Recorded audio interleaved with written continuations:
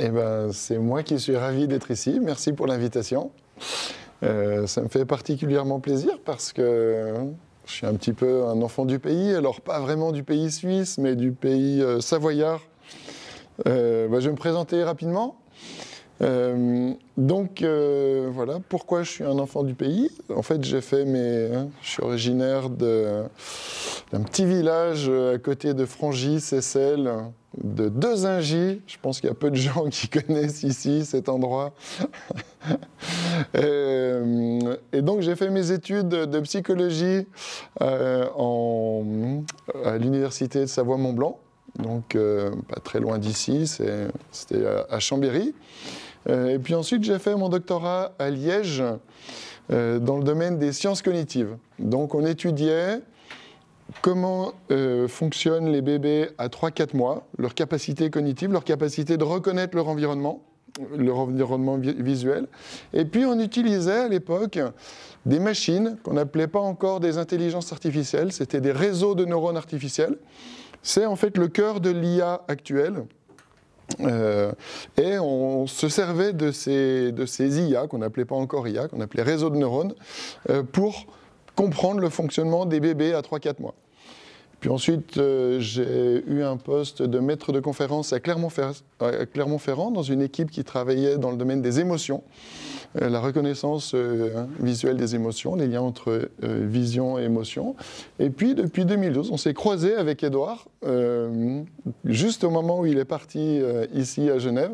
Je suis arrivé à Grenoble sur un poste de professeur des universités pour continuer à étudier ces liens entre vision et émotion, en mixant en fait les neurosciences, la psychologie cognitive et l'intelligence artificielle, les réseaux de neurones artificiels. Et puis depuis 2012, donc, sur mon temps libre aussi, je suis directeur du laboratoire de psychologie et neurocognition. C'est un laboratoire de 140 personnes qui donc travaillent sur ces différentes thématiques. Et puis j'ai une chaire en intelligence artificielle dans un centre d'IA. Il y a 4 grands centres en France d'intelligence artificielle. Grenoble en fait partie. Et donc j'ai une chaire dans ce centre d'IA.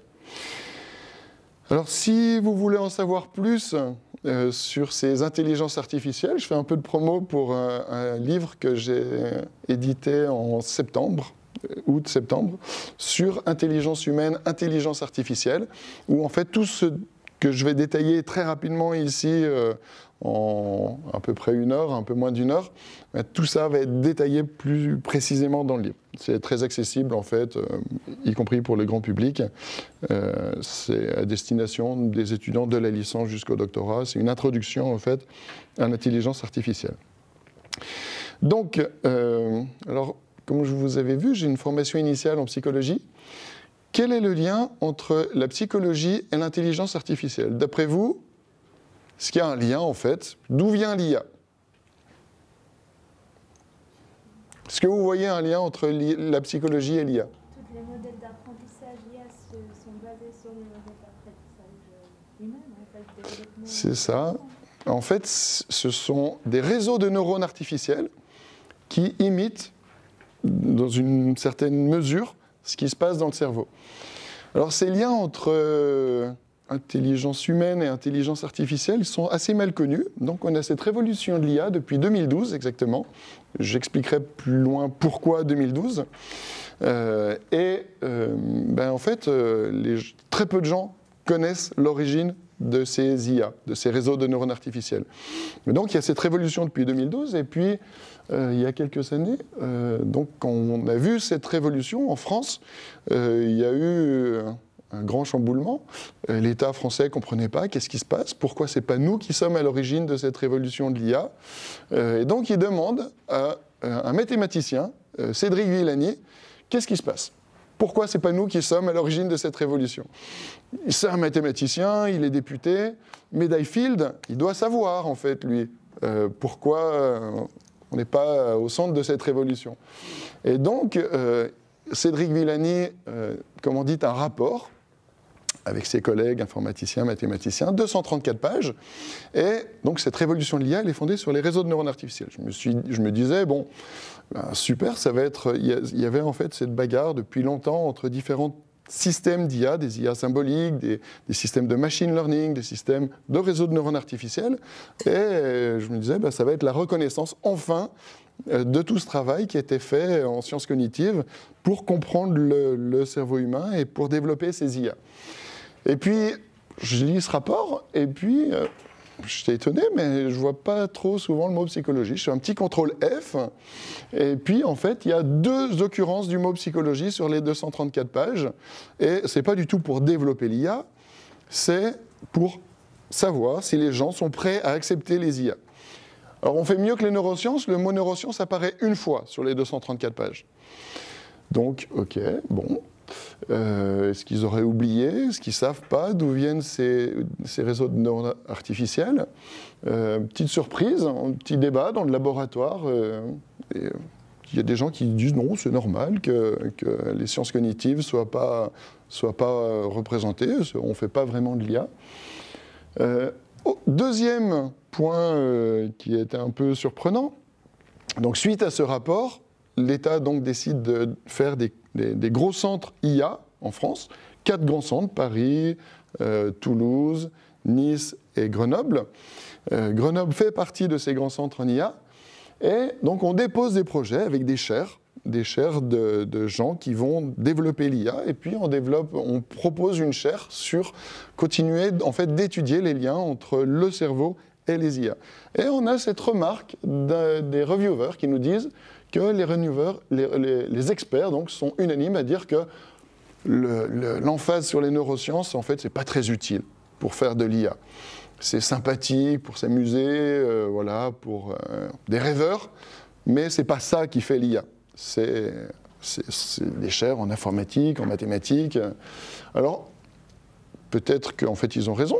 Peut-être qu'en fait, ça ne vient pas des sciences cognitives, ces IA, qu'en fait, étudier l'intelligence humaine pour développer l'IA, ça ne sert à rien.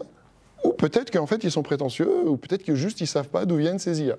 Mais en fait, je suis dans pas mal de jurys de thèse dans ces domaines de l'IA, et en fait, très souvent, on remonte historiquement à Alan Turing. Tout le monde connaît Turing, mathématicien célèbre. Et donc, ce qu'il a développé comme concept, c'est le concept de machine de Turing. Alors, on lui doit énormément déjà d'avoir... en fait, il a été à l'origine des premiers ordinateurs. Il a décodé le code Enigma qui a été utilisé par les nazis, donc merci Turing, parce que grâce à lui, ça a permis d'économiser beaucoup de morts en fait, chez les Alliés, grâce à ces machines, ces premiers ordinateurs. Et en fait, le concept qu'il a proposé, qu'il a montré, c'est que n'importe quel problème mathématique, vous pouvez le résoudre avec 2 composants. Une mémoire, avec par exemple des transistors qui sont à 0 ou à 1, et un processeur qui va agir de façon sérielle sur cette mémoire. Donc, dans les processeurs actuels, par exemple sur cet ordinateur, c'est 64 bits, en fait, un certain nombre de transistors qui sont modifiés par un processeur. Donc, c'est grâce à lui qu'on a... Et en fait, tout le développement qui a suivi, en fait, dans les années qui ont suivi, donc porté par von Neumann en particulier, tout le mainstream, en fait, de l'informatique, de l'électronique actuelle, les ordinateurs que vous avez, les téléphones, quasiment tous les matériels électroniques que l'on possède, sont fondés sur le principe d'une machine de Turing. C'est un processeur qui agit sur une mémoire, donc un disque dur, de la RAM, etc. Mais est-ce que c'est comme ça que fonctionne notre cerveau? En fait, il y a une histoire parallèle en fait, qui s'est déroulée en parallèle de ce mainstream de l'informatique et de l'électronique. Et en fait, c'est assez mal connu, mais Turing, il s'intéressait aussi à l'intelligence humaine. Comment est-ce qu'on apprend? Comment fonctionne notre cerveau? Il s'est rendu compte que le cerveau, ce n'est pas une machine de Turing. Ce n'est pas un processeur qui agit sur une mémoire. Ça fonctionne de façon très différente. Et il avait proposé le concept de machine de Turing désorganisée avec plusieurs modules qui agissent entre eux de façon moins organisée qu'une machine de Turing. Mais il n'était pas tout seul. Et en fait, il y a eu toute une histoire parallèle qui a été complètement discrète, ce qu'on appelle aujourd'hui des signaux faibles, qui s'est déroulée. Et les premiers, donc c'est un psychologue américain avec un logicien, Warren McCulloch, Walter Pitts, qui ont développé le premier modèle mathématique de neurones, ce qu'on appelle un modèle formel de neurones. Et ce modèle, il est très simple. Ce qu'il dit, c'est que ici, X1, X2, X3, ce sont des neurones d'entrée, par exemple les neurones au niveau de la rétine, qui envoient de l'information au neurone Y, de la couche suivante. Et en fait, l'activité du neurone Y, ça va être la valeur du neurone X multipliée par la connexion W, W pour weight, le poids synaptique. Et puis, on va faire ça sur tous les neurones d'entrée. On va faire la somme de ces activités du neurone d'entrée par la valeur synaptique. Et puis, si la somme atteint un certain seuil, ici, eh bien, le neurone Y passe à 1, sinon il reste à 0. Modèle très simple de neurones. Aujourd'hui, en 2025, c'est toujours ce modèle qu'on utilise pour faire de l'IA. C'est le modèle de McCulloch et Pitts. Très peu cité. Je pense qu'il y a peu de gens qui connaissent ceux qui sont à l'origine de ça. Il y en a peut-être beaucoup qui croient que c'est Turing, mais non, c'est McCulloch et Pitts. Et ce qui les intéressait, eux, c'est les composants élémentaires de la psyché, de l'intelligence humaine, de notre esprit, de notre conscience. Quel est le composant de base, en fait, de ça ? On a de la chance par rapport aux physiciens. Les physiciens, ils cherchent toujours, ils ne savent pas, en fait, s'il y avait l'atome, les particules. On ne sait pas si c'est des particules, des cordes. Quel est le composant élémentaire de l'univers ? On ne sait toujours pas, en fait. Nous, on sait le composant élémentaire de la psyché. C'est le neurone. Et donc, ils ont produit un modèle de neurone. Puis, il y a un deuxième psychologue, un neuropsychologue canadien, Donald Hebb, qui a été très important, qui a suivi des travaux de James, qui a été un des pionniers en fait, de la psychologie cognitive. Enfin, ce n'était pas cognitive à l'époque, c'était behavioriste, qui, lui, a proposé une règle d'apprentissage en fait, pour le cerveau, qui est que, en fait, on apprend en modifiant nos connexions synaptiques. Si, en fait, entre deux neurones, vous avez une corrélation, si les deux neurones sont actifs simultanément, eh bien, ils vont renforcer leur lien, ils vont renforcer leur connexion synaptique. S'il y a une décorrélation entre les deux, il y en a un qui a 1 et l'autre qui a 0, en fait, ils diminuent leur connexion synaptique. Donc, une règle très simple d'apprentissage, et c'est sur cette base de cette règle qu'on apprendrait, et ce serait l'autre composant élémentaire de la psyché humaine, c'est l'apprentissage par modification des connexions synaptiques. Donc, avec McCulloch et Pitts, on a les briques de la psyché, les neurones, comment fonctionnent les neurones. Avec Hebb, on a le ciment, qui est en fait comment est-ce qu'on apprend, comment est-ce qu'on lie les neurones entre eux, comment est-ce qu'on apprend en modifiant les connexions synaptiques. Qu'est-ce qu'on peut faire avec des briques et du ciment ? Des murs, des bâtiments, C'est l'idée de Frank Rosenblatt. Donc le premier réseau de neurones artificiels, il a pris en fait ces règles d'apprentissage de McCulloch et Pitts, de Hebb, et il a dit, allons-y, faisons.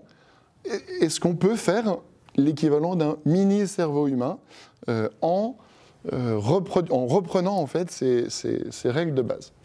Et alors ce qu'il a fait, c'est assez incroyable. En fait, il a donc créé ce premier réseau de neurones artificiels en fait, de l'histoire de l'humanité, le perceptron, et il l'a fait en dur. En fait, il n'a pas simulé avec des ordinateurs comme ce qu'on fait aujourd'hui. Il l'a fait. Ici, vous avez les connexions synaptiques du réseau de neurones, des potentiomètres en fait, qui modifiaient, qui permettaient de simuler ces connexions synaptiques. Il réussit en fait à faire apprendre à son réseau de neurones. Et sa tâche, pourquoi il s'appelait le perceptron, il devait reconnaître des formes. Donc il y avait des photodiodes. Et puis en fait, sur ces photodiodes, qui étaient en fait comme des neurones artificiels, eh bien, donc en entrée, vous aviez la valeur de ces photodiodes. En sortie, vous aviez en fait différentes catégories, triangles, ronds, carrés. Puis il testait en fait s'il pouvait apprendre des formes et généraliser, reconnaître de nouvelles formes. Et vous n'hésitez pas à m'interrompre s'il y a des questions. Donc le perceptron, voilà, c'est ça. C'est des neurones d'entrée, une couche de sortie, deux couches de neurones, et puis des connexions synaptiques qui se modifient pour apprendre à classifier, par exemple, des formes géométriques. et qui simule basiquement, de façon simplifiée, ce qui se passe dans un cerveau humain.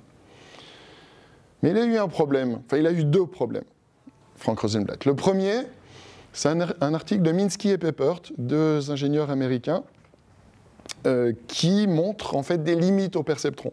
En fait, le perceptron, avec ses deux couches de neurones, il n'arrive pas à résoudre des problèmes très compliqués. Il résout des problèmes très simples, qu'on appelle des problèmes non linéairement séparables. Je ne vais pas rentrer dans les détails de ce que c'est. Si ça vous intéresse, c'est expliqué dans le livre de façon très, très simplifiée. Il y a des limites au perceptron. Il n'est pas capable d'apprendre des problèmes complexes. Premier point. Et puis, deuxième point, qui l'a empêché de répondre à ses détracteurs, c'est qu'il est mort. Donc petit problème pour pouvoir continuer ses travaux. Je crois que c'est en 1972, il a eu un accident de bateau, il est décédé. Et ça a été le premier âge glaciaire de l'IA. Toutes les recherches dans le domaine des réseaux de neurones artificiels s'arrêtent. Et puis les crédits sont orientés vers l'IA symbolique. Donc l'IA symbolique, c'est ça, par exemple, ce que faisaient donc Minsky et Papert, McCarthy, c'est en fait, on donne des règles logiques à l'intelligence artificielle. On lui apprend, alors moi ce que je connaissais quand je faisais ces systèmes d'IA à 2-1J à côté de chez vous, à 30 km d'ici, quand j'étais au lycée, c'était ça, en fait, pour moi, l'IA, c'était on apprend des règles logiques, il y avait le Lisp, le Prolog, on apprend des règles logiques à un système, et puis on espère qu'il va pouvoir généraliser cet apprentissage, ces règles logiques. Alors ça ne marche pas très bien, en fait, c'est pour ça que ça a été l'âge glaciaire de l'IA. Ça fonctionne dans des environnements fermés, contrôlés, quand vous avez des usines, prendre une pièce à un endroit, la mettre à un autre endroit, ça fonctionne, mais pour la complexité du monde réel, ça ne fonctionne pas. Le monde réel est trop complexe. Et il faut attendre les années 80. Alors quand je vous dis que c'était une bagarre, c'était une bagarre en fait. Entre Minsky et Papert et Rosenblatt, c'était la bagarre. Et puis entre l'IA symbolique et ces réseaux de neurones artificiels, c'était même pas vraiment la bagarre, parce que c'était un petit peu des petits rebelles qui ont réintroduit les réseaux de neurones artificiels, qui voulaient essayer de continuer en fait ces travaux imiter ce qui se passe dans le cerveau pour faire des systèmes intelligents, des systèmes artificiels intelligents. Et donc, parmi ces rebelles, vous avez deux ingénieurs américains, Ted Wydrow et Bernard Hoff, Bernard Wydrow et Ted Hoff, qui ont proposé une autre règle d'apprentissage. Je ne vais pas la décrire parce qu'elle est un petit peu compliquée, c'est ce qui s'appelle la descente du gradient. C'est qu'en fait, le but, c'est, pour un réseau de neurones, c'est de trouver une fonction d'apprentissage et de faire le moins d'erreurs possible. Arriver à atteindre ce point ici. Il faut atteindre le moins d'erreurs. Et pour atteindre le moins d'erreurs, on va prendre les dérivés, la tangente sur la pente, et ce qui va nous permettre en fait, de changer les connexions synaptiques du réseau de neurones pour qu'il fasse moins d'erreurs à chaque fois qu'il voit des choses. Il a toujours ses entrées-sorties. On remplace la règle de Hebb par la descente du gradient. Mais c'est un réseau très simple, à une seule couche. C'est un réseau de neurones qui apprend à reconstruire des choses. On lui donne des signaux en entrée, par exemple des visages. Après, on lui donne une partie des visages. Il reconstruit ce qu'il a vu. Un petit peu une bonne idée, mais sur un réseau très simple. Et en fait, le génie qui a poussé cet apprentissage et utilisé la descente du gradient pour booster le perceptron, c'est David Rumelhart. Alors il n'était pas tout seul, hein, c'était un groupe de hippies sur la côte américaine, la côte ouest américaine, entre autres. Donc David Rumelhart, il y avait James McClelland, un universitaire, et puis lui, on va reparler de lui, Geoffrey Hinton, qui était à cette époque, qui travaillait avec Rumelhart, qui était jeune étudiant avec lui, et puis qui a développé ensuite ses recherches à Toronto. Et donc, sous l'impulsion de Rumelhart, ce qu'ils ont fait, c'est qu'ils ont repris le perceptron de Rosenblatt, ils ont utilisé cette règle d'apprentissage, la descente du gradient, dans ce perceptron, et leur coup de génie, c'est que grâce à la descente du gradient, on peut modifier les connexions synaptiques dans des couches profondes de neurones. On peut empiler des couches de neurones, et donc c'est plus le perceptron à deux couches, c'est le perceptron multicouche. Et grâce à ça, le perceptron multicouche arrive à résoudre des problèmes non linéairement séparables. Ces fameux problèmes compliqués qui avaient été montrés par Minsky et Papert, qui étaient la limite du perceptron, eh bien, ils le font évoluer vers le perceptron multicouche. Et le perceptron multicouche n'a plus ces problèmes de non-linéarité. Donc magnifique, au niveau computationnel, il écrit donc un hommage particulier à David Rumelhart, hein, avec toute la bande, c'était le PDP Group, Parallel Distributed Processing Group. Ils ont écrit 2 livres, et donc c'était des cognitivistes, hein, c'était des gens qui faisaient de l'informatique, de la psychologie. Ils essayaient, dans la lignée de Michael-Okepis, de Hebb, de Rosenblatt, de comprendre comment fonctionne le cerveau avec ces machines qui simulent l'intelligence humaine en imitant de façon basique les neurones biologiques par des neurones artificiels. Donc, gros succès dans les années 80. En fait, ils vont bouleverser en fait, les sciences cognitives, la psychologie cognitive.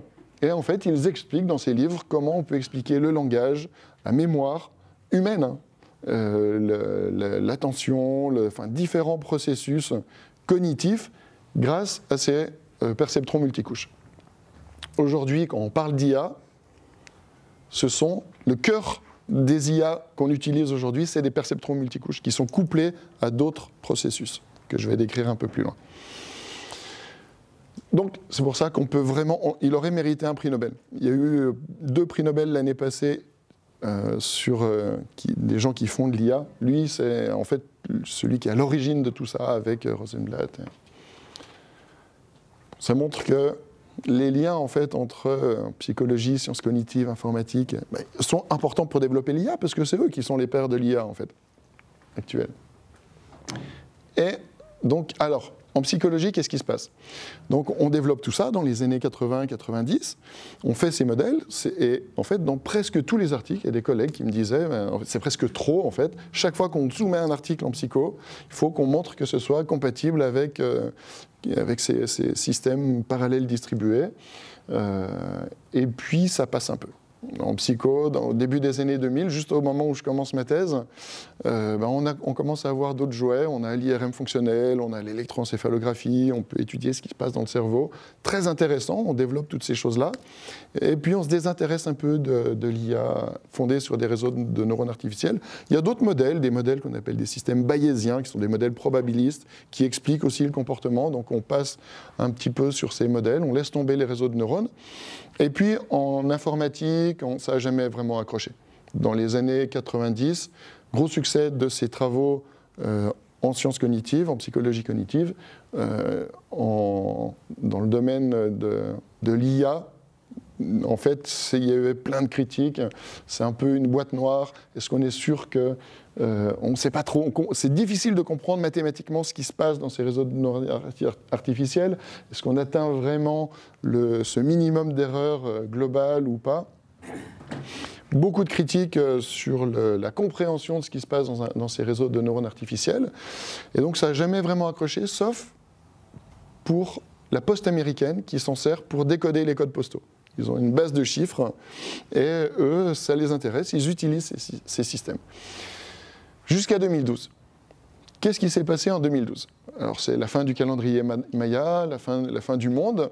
Bon, ça, heureusement, on ne l'a pas vu, il n'y a pas eu de fin du monde. Mais ça a été le début d'un nouveau monde et une nouvelle révolution de l'IA. Pourquoi en 2012?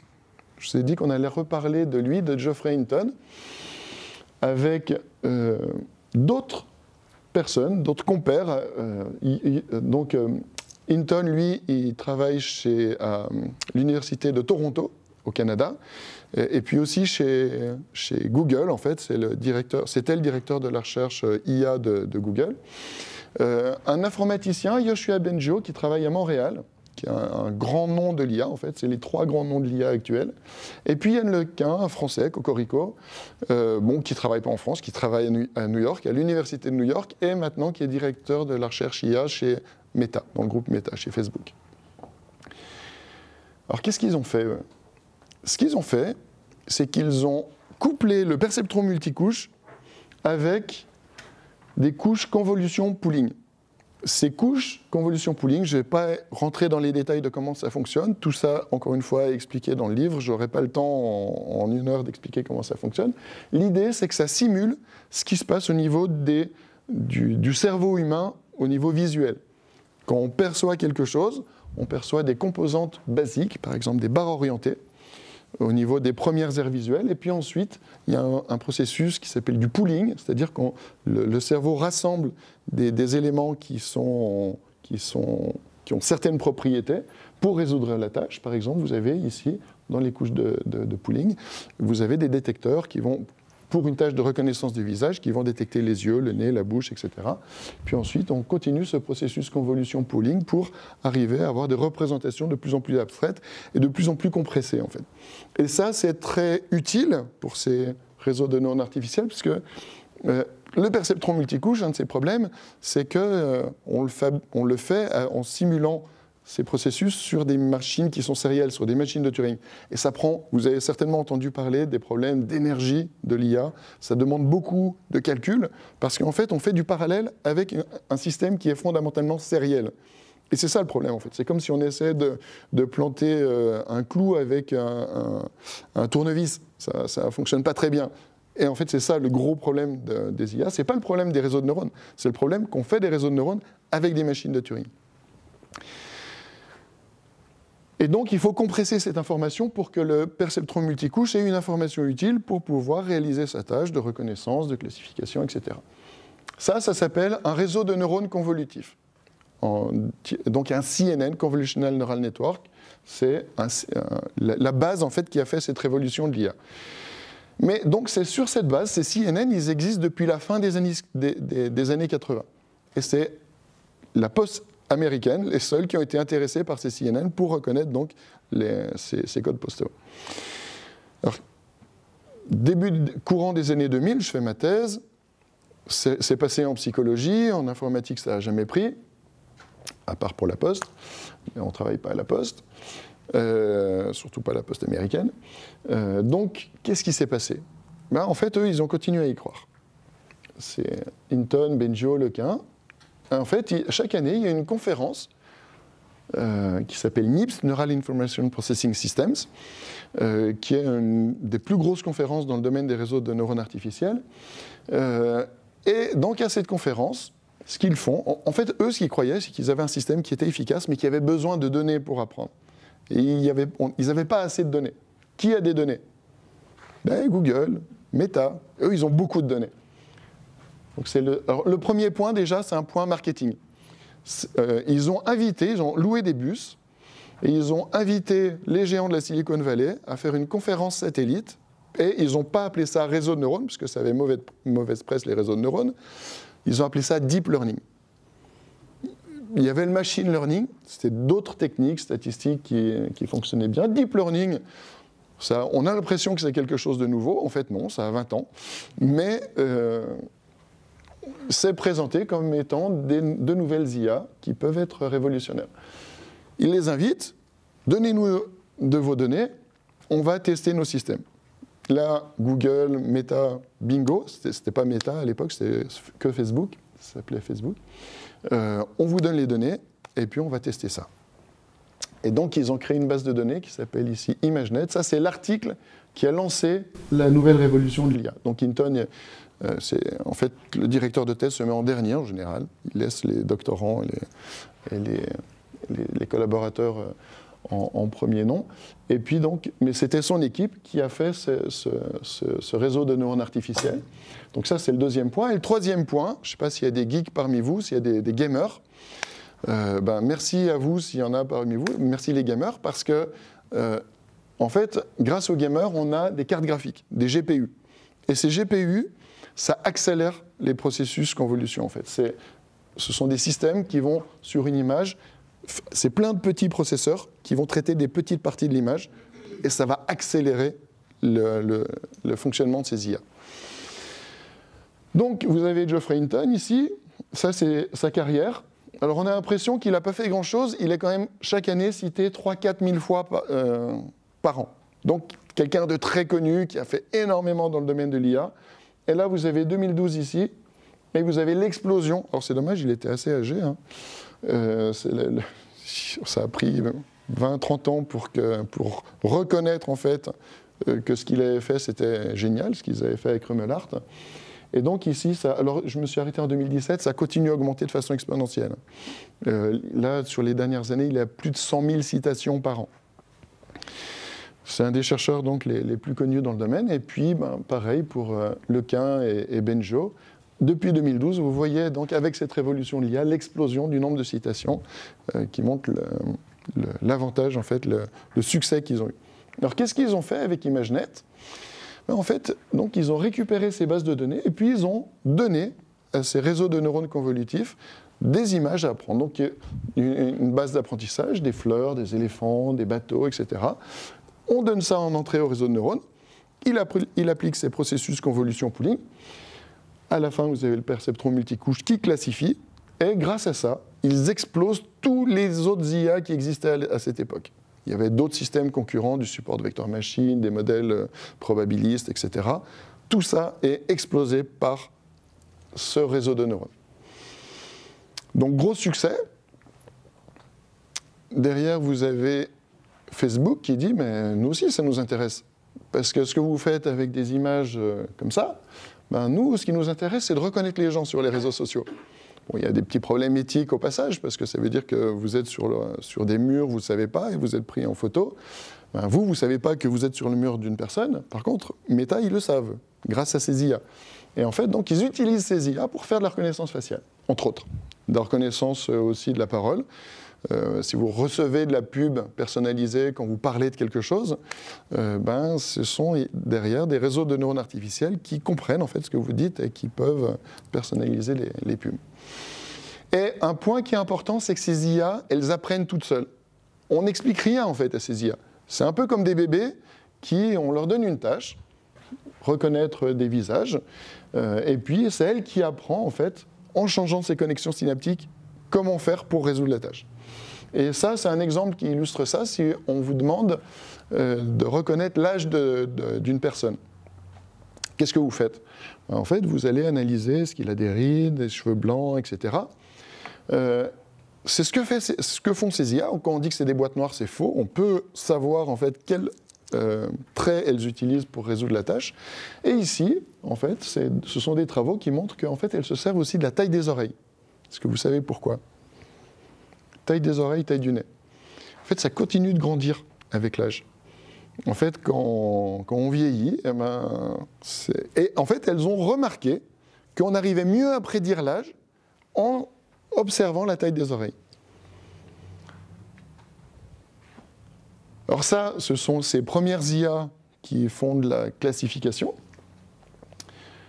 Et puis, il y a une autre famille d'IA qui fait de la génération, ce qu'on appelle les réseaux génératifs. Vous avez tous entendu parler de ça. Comment est-ce que ça fonctionne ? Ce sont en fait deux IA en parallèle. Une qui apprend à faire une tâche. Par exemple, ici, une IA qui apprend à reconnaître des styles ethniques, indiens, caucasiens, africains. Et puis l'autre IA, son but, c'est le générateur. Son but, ça va être de duper la première IA. Le premier, c'est l'embeddeur.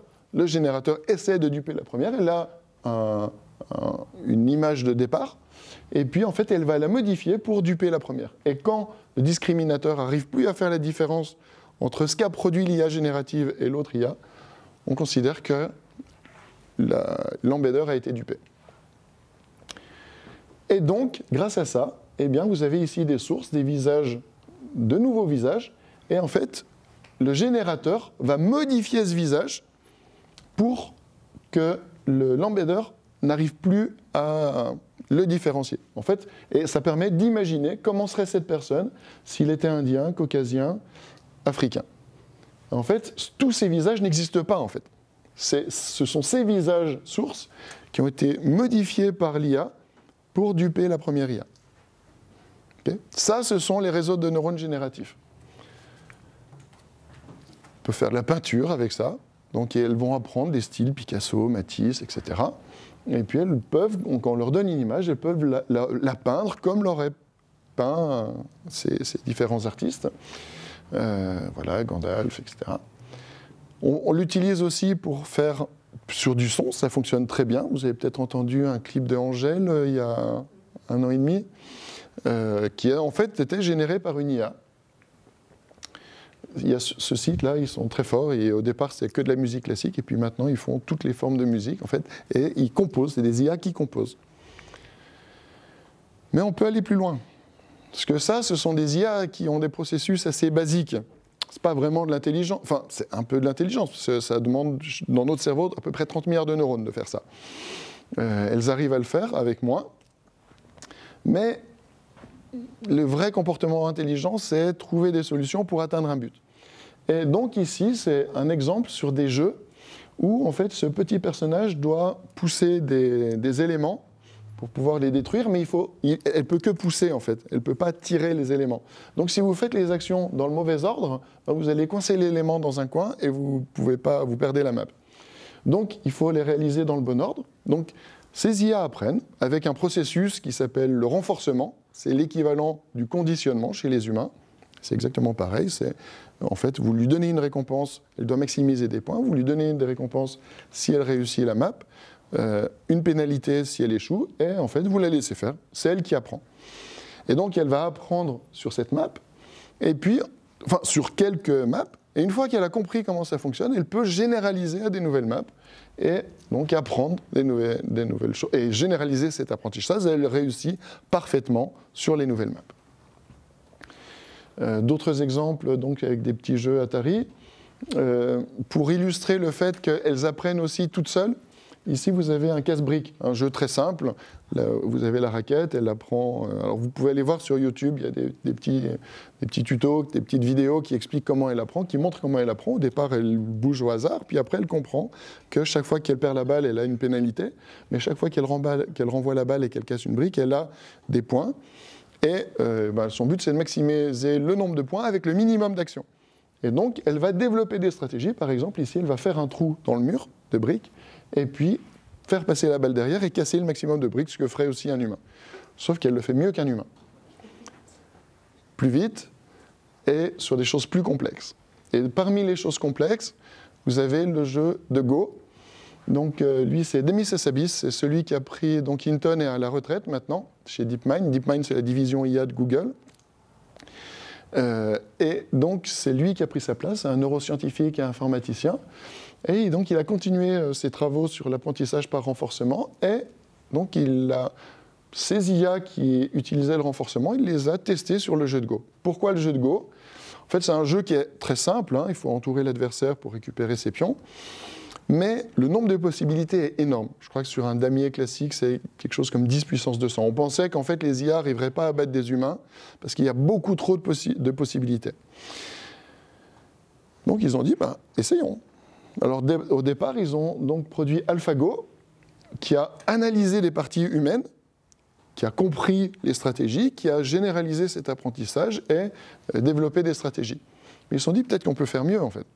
Peut-être que les humains, ils n'ont pas, c'est pas le top de l'intelligence. Peut-être que ces IA, si elles partent de rien et qu'elles se confrontent entre elles, peut-être qu'elles peuvent être encore meilleures. Donc c'est ce qu'ils ont fait. Ils ont utilisé ce qui s'appelle un algorithme génétique. Donc une dizaine d'IA qui vont se confronter entre elles, qui vont avoir des performances différentes. On prend les meilleures, on les multiplie à la génération suivante, elles se confrontent entre elles, etc.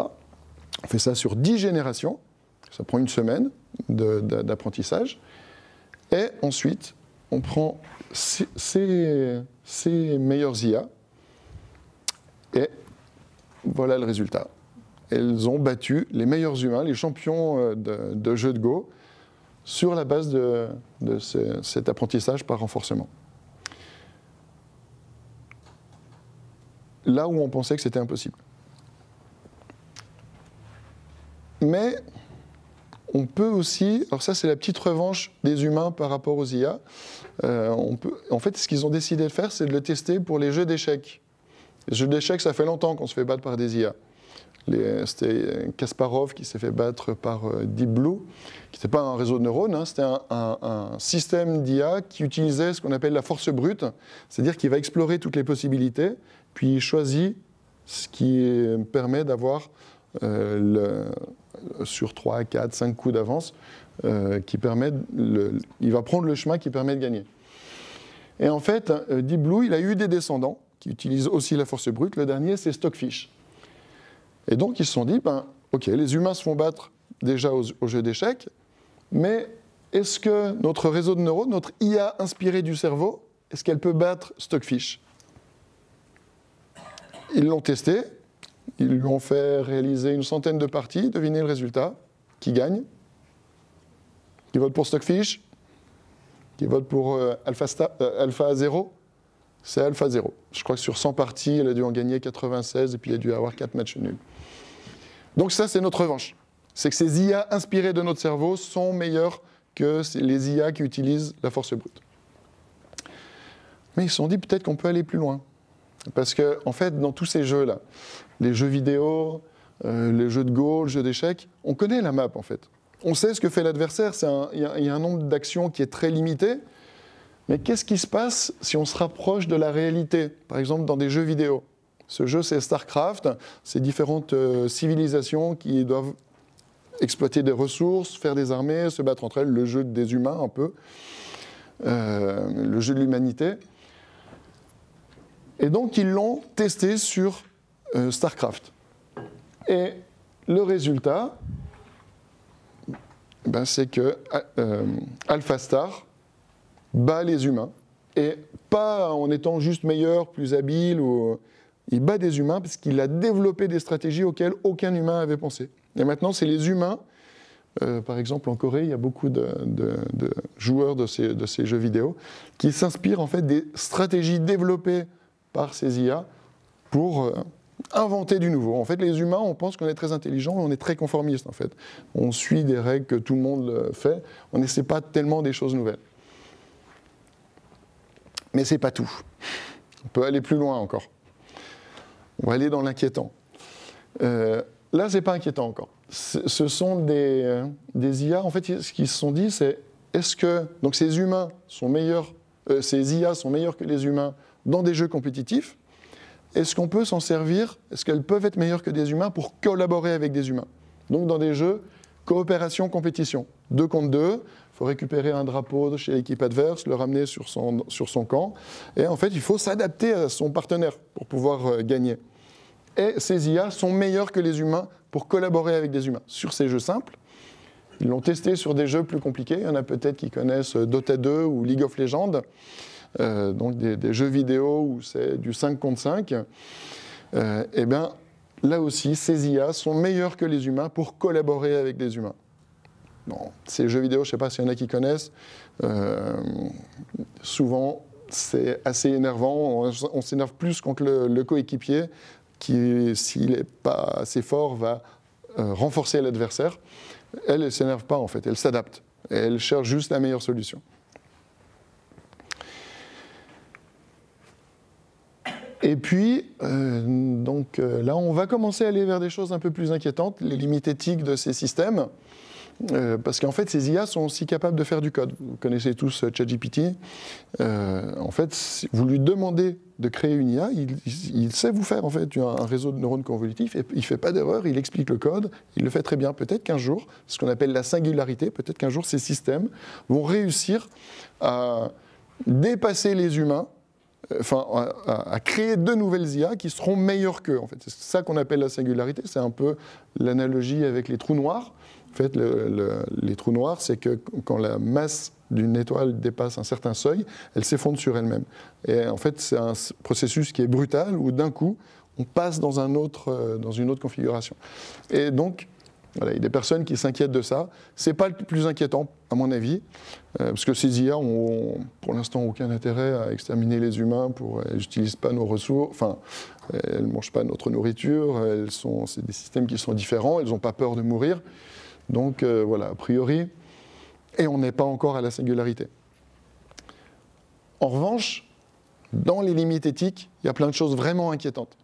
Ça, ce sont les travaux donc, de l'équipe de Demis Hassabis, chez DeepMind.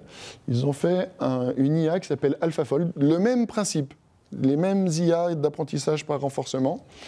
Et en fait, ces IA étudient le repliement des protéines pour... Le but, c'est de faire de nouveaux médicaments. Les premiers médicaments conçus par ces IA vont sortir bientôt. Il a reçu le prix Nobel l'année passée, prix Nobel de chimie. Il n'est pas chimiste, Demis Hassabis. Il est neuroscientifique, informaticien. Il a reçu le prix Nobel avec un chimiste grâce à AlphaFold 2. Mais il a lancé une alerte. En fait, ce qu'il a dit, c'est que ces IA peuvent être utilisées pour faire des médicaments. Elles peuvent être utilisées aussi pour faire des virus. Bien plus dangereux que ce qu'on a eu avec le Covid. Vous pouvez faire le virus, l'antidote. Alors, heureusement qu'on n'élit pas des tarés un peu partout dans le monde, excusez-moi l'expression, on coupera au montage. Heureusement qu'on n'a pas élu des fous un peu partout dans le monde, parce que sinon, il y aurait vraiment de quoi s'inquiéter. C'est un peu ironique, hein. Il y a vraiment de quoi s'inquiéter. Autre limite éthique, moins dangereuse, Gnome, une IA qui fait qui a, comme AlphaFold 2, qui a compris en fait le comportement des atomes, comment on pouvait assembler les atomes entre eux pour créer des nouveaux matériaux. En 2 semaines, elle a découvert plus de 2 millions de nouveaux matériaux. En recherche humaine, à la vitesse à laquelle on découvrait des nouveaux matériaux, c'est équivalent à 800 ans de recherche humaine. Alors ça peut être utilisé pour des choses positives, faire voilà, des énergies renouvelables ou d'autres systèmes. Ça peut être aussi utilisé pour faire des armes. Voilà. Ça dépendra de ce qu'on en fait. En fait, le problème, ce n'est pas tellement les IA, c'est ce que des humains peuvent faire avec ces IA qui sont plus intelligentes qu'eux. Dans ce même domaine, assez inquiétant, vous connaissez tous Terminator, allez voir le site Felony Aero, F-E-L-O-N-I. C'est des IA qui, en fait, ils développent des armes létales autonomes. Donc ces IA, vous leur donnez une mission, par exemple, c'est extermine tous les humains qui sont dans un périmètre donné. Elle va faire de la reconnaissance visuelle, reconnaître les humains et mitrailler. En fait, elles sont équipées de mitrailleuses, de missiles. Vous lui donnez une mission, elle va résoudre sa mission. Donc voilà, Terminator à côté, je me demande s'il n'était pas plus soft. Et puis, l'année passée, vous avez eu le premier F-16, donc c'est Alpha Dogfight, hein, toujours ces mêmes systèmes d'apprentissage d'IA par renforcement. Alors il y a une histoire qui est assez drôle, je ne sais pas si j'ai le temps de la raconter rapidement. Donc ça fait plusieurs années qu'il la développe, c'est l'armée américaine qui la développe. Une IA qui fait donc du pilotage d'avions, de F-16. Et donc il y a plus de 2 ans, il y a une fuite dans l'armée américaine où en fait ils ont signalé que cette IA, donc elle avait une simulation à réaliser, elle devait détruire 5 objectifs.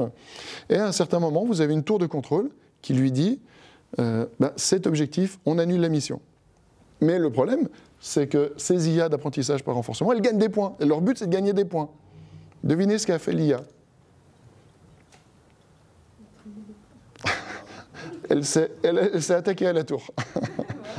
Elle a essayé de détruire la tour pour pouvoir continuer de gagner des points. Donc, tout de suite, démenti de l'armée américaine, non, ce n'était pas une simulation, c'était une expérience de pensée, voilà, on ne saura jamais, parce que voilà, c'est l'armée, c'est la grande muette. Mais donc, voilà, il y a eu quelques problèmes apparemment dans la conception. Il y a un peu moins de 2 ans, ils refont cette IA, donc qui fait du pilotage d'avions, de drones. Et donc cette IA, donc elle tire toutes ses armes. Qu'est-ce qu'elle fait quand elle n'a plus de munitions? Pour continuer à marquer des points contre ses adversaires, elle se jette dessus. Donc, il la reparamètre à nouveau. Attention, tu vas perdre des points si tu détruis l'avion que tu pilotes. OK, donc elle arrête de se jeter sur les avions. Et donc l'été passé, ils l'ont sortie et elle bat tous les humains dans des simulateurs, enfin, en pilotant des F-16. Donc si vous connaissez des gens qui veulent se lancer dans une carrière de pilote de chasse, ce n'est pas le bon métier dans lequel s'investir en ce moment. Autre danger éthique, peut-être le pire actuellement, c'est la manipulation d'opinion. En fait, on est tous sur des réseaux sociaux, on écoute tous des médias, et en fait, derrière ces réseaux sociaux, vous avez des gens. Vous avez Elon Musk, par exemple, vous avez Zuckerberg, vous avez toutes ces personnes qui ont des IA aussi. Et donc, ces IA, vous pouvez les paramétrer pour manipuler les opinions. En fait, quelle info? Alors, il y a tout ce qui se fait sur les fake news. Ça, c'est les Swifties pour Trump. Quand Taylor Swift a annoncé qu'elle soutenait Kamala Harris, tout de suite, en fait, vous avez eu ce genre de fake news qui était produite par des IA génératives pour dire, en fait, non, les Swifties supportent Donald Trump. Alors qu'en fait, c'est faux. Ce sont juste des générés par de l'IA, quoi. Ça, c'est pas le plus dangereux. Le plus dangereux, c'est les mute news. C'est quelle information il faut éteindre, quelle information il faut mettre en valeur pour manipuler l'opinion dans un sens donné. Et ces IA sont beaucoup plus intelligentes que les humains pour pouvoir manipuler des opinions. Alors encore une fois, heureusement qu'on n'a pas des fous qui dirigent ces réseaux sociaux, parce que sinon on aurait vraiment de quoi s'inquiéter. Des fous qui font des saluts romains. Donc ça, voilà. Une autre question.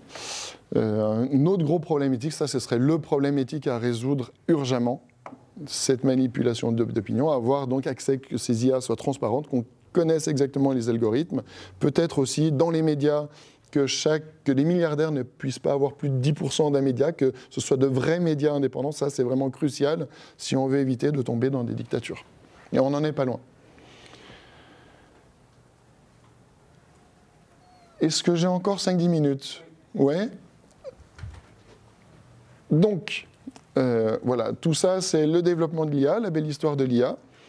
Enfin, la belle histoire, mais inquiétante en même temps, parce que c'est un potentiel qui est énorme. C'est peut-être pire que la bombe atomique, en fait, ce que peuvent faire ces intelligences artificielles, parce qu'il y a plein d'applications dans plein de domaines différents, des choses qui peuvent être très positives, des choses négatives. Là, c'est un petit peu déprimant, donc on va parler aussi des limites de ces IA et des choses positives qu'on peut faire avec. Donc, un exemple, est-ce qu'on peut encore... En fait, peut-être on a tout compris du cerveau humain avec ces réseaux de neurones convolutifs. Les transformers, c'est une variante, en fait, de ces réseaux de neurones convolutifs. C'est un processus un peu différent. Peut-être qu'en fait, on n'a plus rien à apprendre du cerveau humain pour développer l'IA. Est-ce qu'on a encore des choses à apprendre? Peut-être qu'ils avaient raison de nous dire qu'en fait, on n'a pas besoin des neurosciences ou de la psychologie pour continuer à développer l'IA.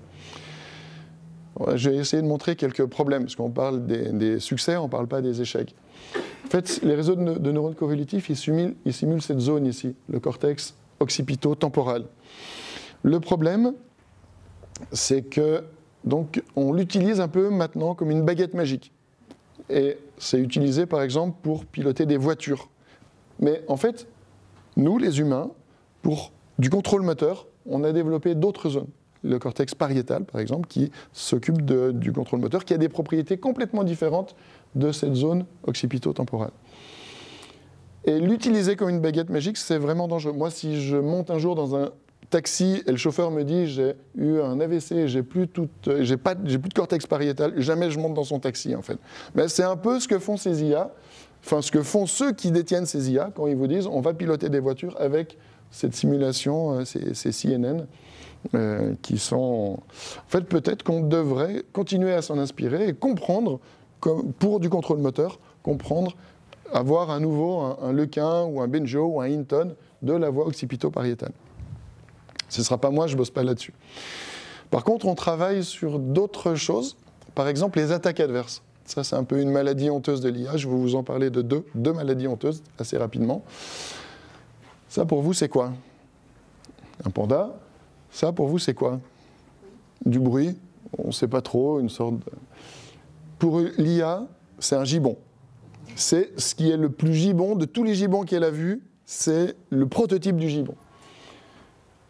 Vous mélangez les deux images, le panda et le gibbon, qu'est-ce que vous voyez?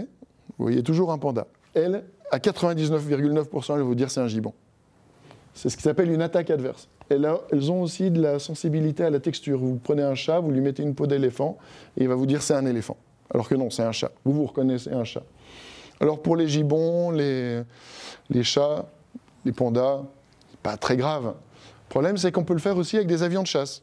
Cet avion de chasse, vous modifiez un peu les couleurs, ça devient un chien. Pour vous, c'est toujours un avion de chasse. Pour l'IA, c'est un chien. Ou ça peut être une orange aussi. Donc ça va poser des problèmes sur les conflits qui existent actuellement si ces drones militaires commencent à confondre les avions de chasse avec les chiens ou les oranges. Mieux pas manger une orange sur une zone de conflit. Idem pour les voitures autonomes, ce panneau stop, vous lui mettez cette attaque adverse, ça devient un panneau route prioritaire. Problème, gros problème. Et donc on a des hypothèses sur pourquoi nous on est... Alors c'est pas qu'on est insensible à ces attaques adverses, on est moins sensible. Mais on a d'autres formes de sensibilité, on est sensible à des illusions en fait, qui sont liées à nos connaissances antérieures. Et donc, on a des modèles en psychologie, en neurosciences, qui expliquent pourquoi on est sensible à ces illusions.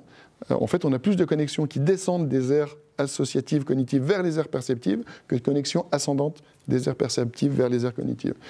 Et en fait, avec des collègues à Toulouse, on travaille sur des systèmes d'IA qui vont reproduire ces propriétés du cerveau humain et puis aussi l'accès aux connaissances sémantiques, qui sont bien connues en psycho, pour tester si, en fait, en se rapprochant d'une modélisation du cerveau humain, est-ce qu'on peut résoudre ce problème des attaques adverses? Ça, c'est une question. On a des modèles théoriques derrière qui expliquent donc, comment ça se passe dans le cerveau. On l'a testé avec des réseaux de neurones artificiels et ça fonctionne bien. En fait, ces systèmes sont plus efficaces quand on simule ces propriétés du cerveau humain. Autre maladie honteuse, rapidement, l'oubli catastrophique. Parce qu'il y en a qui connaissent cette maladie de l'IA. Alors ça intéressait personne, sauf dans les années 90, quand tu étais au LPE, c'était pas le LPNC à l'époque, c'était le laboratoire de psychologie expérimentale. On a deux collègues, Bernard Hans, Stéphane Rousset, qui se sont intéressés à ce problème. Il y avait mon directeur de thèse aussi, Bob French. Comment ça se passe? Vous apprenez une tâche à des humains. Donc c'est des travaux de Banks et Underwood assez anciens, en 59. Vous lui apprenez par exemple à associer des mots d'une liste A à des mots d'une liste B. Vous apprenez en fait chaque mot, chaque fois que vous dites un mot, c'est tel mot qui est associé. Il apprend les listes. Vous stoppez l'apprentissage et maintenant chaque mot de la liste A va être associé au mot d'une autre liste, une liste C. Donc on va apprendre la liste AC, l'association AC, et là vous avez les performances des humains au niveau cognitif. Comment est-ce qu'ils perdent? On perd graduellement. C'est un peu comme si vous parlez français. Vous allez demain en Corée, vous déménagez en Corée, vous allez apprendre le coréen, et puis vous allez perdre un peu sur le français, mais de façon graduelle. Vous n'allez pas tout perdre. Voilà ce qui se passe dans une IA. En 3 itérations, elle oublie complètement ce qu'elle a appris pour apprendre la nouvelle tâche. C'est ça l'oubli catastrophique. Et donc nos collègues, ils se sont dit, mais pourquoi? Qu'est-ce qui se passe? Pourquoi ces IA inspirées du cerveau, elles ont ce problème d'oubli catastrophique, alors que nous, on ne l'a pas?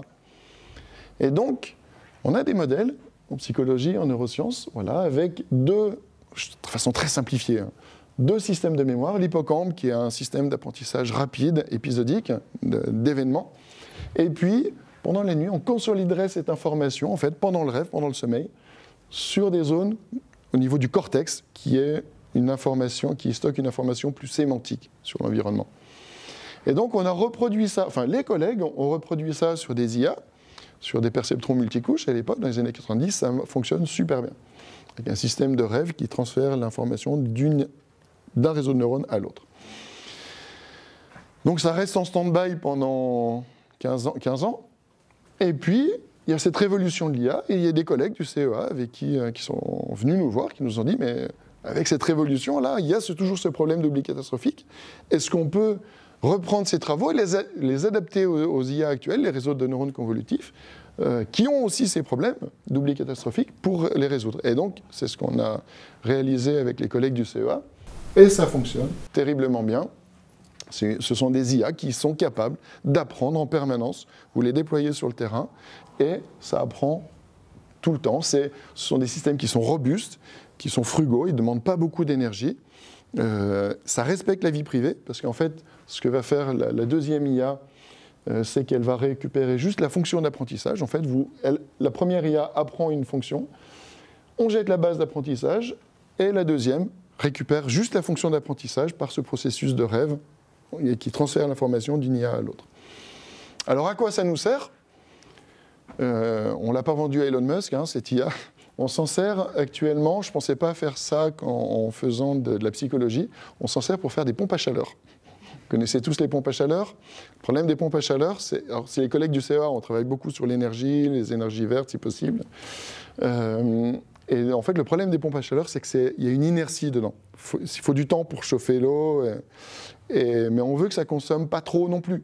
Le but, c'est de réduire la consommation énergétique. Ben, ces IA s'optimisent, en fait, analysent le comportement des gens, adaptent le fonctionnement de la pompe à chaleur en temps réel, et elles continuent d'apprendre sur le terrain. On les a mis sur un système hardware, sur silicium. Vous mettez ça dans la pompe à chaleur, et elle va continuer d'apprendre. S'il y a un déménagement, si vous changez de travail, si vous changez d'horaire, etc., elle continue d'apprendre votre comportement et à s'adapter à votre comportement. Donc ça, c'est une application éthique, heureusement il y en a. Et puis, ça peut aussi apporter pour les sciences cognitives. Qu'est-ce que ça peut apporter pour étudier l'intelligence humaine ? En fait, avant, ce qu'on avait, c'était différentes méthodes pour analyser nos données, des méthodes statistiques, c'est ce qu'on utilise massivement, l'analyse de variance, etc. Vous avez d'autres modèles, des modèles probabilistes, des modèles bayésiens, d'autres méthodes qui sont plus utiles pour les neurosciences. Mais l'IA peut faire beaucoup plus. En fait, ce que fait l'IA, c'est, pour ceux qui connaissent, je ne sais pas si vous connaissez la régression linéaire, vous approximez en fait une fonction en ajustant des droites. Mais en fait, ces IA, je vous ai dit tout à l'heure, les perceptrons multicouches sont capables de résoudre des problèmes non linéaires. En fait, ils font ce que font une régression linéaire, mais de façon beaucoup plus puissante, parce qu'ils sont capables de comprendre des fonctions qui sont non linéaires, qui sont sur de multiples dimensions et qui sont en interaction les unes avec les autres. C'est un peu l'équivalent, la différence entre la dynamite et la bombe atomique. Au niveau computationnel, ces systèmes, c'est pour ça qu'ils sont beaucoup plus efficaces que tout ce qui existait avant en machine learning. Ils sont capables de comprendre des problèmes très complexes non linéaires. Ce qui est très utile pour les dérèglements climatiques, entre autres, parce que ce sont des problèmes complexes et non linéaires. Et donc nous, on s'en sert en psychologie pour prédire le comportement humain. Quand on vous dit que c'est une boîte noire, c'est faux. Vous pouvez analyser en fait quelle zone du cerveau, par exemple, si vous faites une tâche de reconnaissance de l'émotion ou du sexe d'une personne, est-ce que c'est un homme ou une femme, eh bien, elle ne va pas utiliser les mêmes zones. Et on peut s'en servir pour prédire le comportement humain. Et donc, elle va être capable de réaliser quelque chose qui est une régression non linéaire. Donc ça, c'est l'utilisation en psycho. Et ce qu'on fait en psycho en 2 dimensions sur des visages, on s'est dit, on peut peut-être faire la même chose en 3 dimensions sur le cerveau lui-même. Et donc, on a repris donc, ces IA qu'on a adaptées donc, en 3 dimensions. Donc ici, vous reconnaissez cette personne ? C'est quelqu'un que vous connaissez pourtant. Non ? Ben, c'est moi. C'est un IRM voilà, d'un cerveau humain. Quand vous réalisez une fonction cognitive, vous activez certaines zones du cerveau, et donc ces IA peuvent apprendre sur un ensemble de personnes. Par exemple, si la personne fait une tâche émotionnelle, une tâche de langage, une tâche motrice, elle va apprendre, et ensuite, à partir de l'activité IRM de nouvelles personnes, eh bien, elle peut dire ce qu'elle est en train de faire. C'est ce qu'on appelle du decoding. On peut le faire sur de l'IRM, on peut le faire sur de l'électroencéphalographie, voilà, avec d'autres réseaux de neurones, les transformers, ou voilà, ce qui est la base de ChatGPT, c'est un transformer. Et donc, on peut analyser des signaux d'électroencéphalographie pour analyser le comportement humain. Alors, à quoi ça nous sert ? Là, on s'en sert actuellement pour le vieillissement, pour étudier, en fait, dans le vieillissement, ce qu'on appelait le déclin cognitif. En fait, c'est la réorganisation cérébrale liée à l'âge. En fait, quand on perd des neurones, le cerveau se réorganise. Et on s'en sert avec des collègues de Grenoble, Monica Batchou, entre autres, pour comprendre, dans le vieillissement, comment se réorganise le cerveau, donc en utilisant des techniques d'IA, et puis donc avec des techniques classiques de machine learning et avec de l'IA. Et on va s'en servir aussi pour détecter de façon très précoce les maladies d'Alzheimer, différentes pathologies. On a une collaboration qui démarre là avec Saclay pour faire ça sur des AVC, en fait. Comment se réorganise le cerveau suite à un AVC. Et puis sur la partie électrophysiologie, on travaille avec des collègues à Clinatech. Vous avez peut-être entendu parler de ça à Grenoble. Donc on a un chercheur très connu, Ben Abid, qui a inventé l'implant d'électrode cérébrale chez les Parkinsoniens pour résoudre leurs problèmes de Parkinson. Il y a eu un énorme succès au niveau international. Et donc l'État a financé Clinatech, une clinique qui a continué en fait ses travaux, en particulier chez les tétraplégiques, donc des implants d'électrodes posés directement sur le cortex moteur. Et le but donc, c'est de récupérer cette information du cortex moteur, la décoder avec de l'IA et piloter un exosquelette pour rendre la marche à ces personnes qui sont tétraplégiques. Alors, beaucoup de travaux à Grenoble, beaucoup avec le PFL aussi, qui sont très actifs aussi dans ce domaine-là. Voilà, ce sont des applications éthiques de l'IA. On peut aussi faire de très belles choses avec de l'IA, après ça dépend de ce que font les humains. Je vous remercie de votre attention.